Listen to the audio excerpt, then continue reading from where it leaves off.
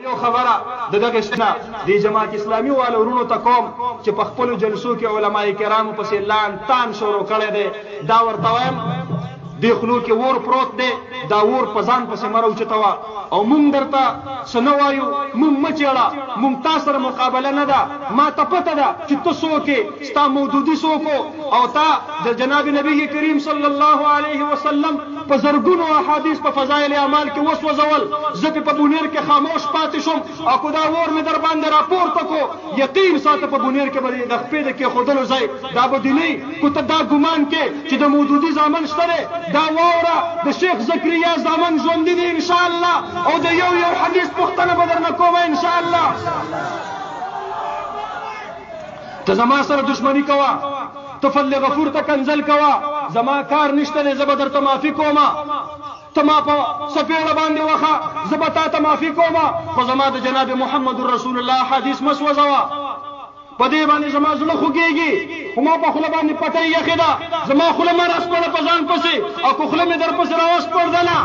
تا په انبیاو پسې خبرې کړي تا په صحابو پسې خبرې کړي تا په ائمه مجتهدینو پسې خبرې کړي تا په اولیاء الله پسې خبرې کړي دي ما ستا په دغه خبث باطن باندې د پاسه پرده راچولې ده مونږه په دغه محاذ کې د ځان خلاف مه ودروه ستا سره مې مقابله نه ده نه تا د خپلې مقابلې جوګه ګڼم او انشاءالله تاسو ته مبارکي در کومه د بونیر د خاورې نه به انشاءالله د جماعت اسلامي جنازه دا به ترې وځي انشاءالله دا تورې مچۍ په ځان پسې مه راپاروه چې زه در پسې په جلسه کې خبرې نه کوم او زه برملا دا وایم چې زما ملګرو ته دا اجازت نشته چې هغه د چا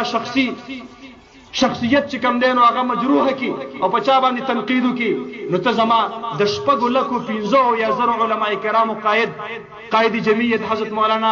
فضل الرحمن صاحب دامت برکاتهم العالیه چې د 450 کالو شيوخ الاحادیث داغه پیزار په خپل ترخ کې ګرځي او په خپل سر باندې ګدي ته د هغه هستی په غړې ته لاس کې ته د هغه هستی داغه بې عزتی کې نو کم از کم دا خو زه نشم برداشت کولی او دا درته وایم چې د علماو متعلق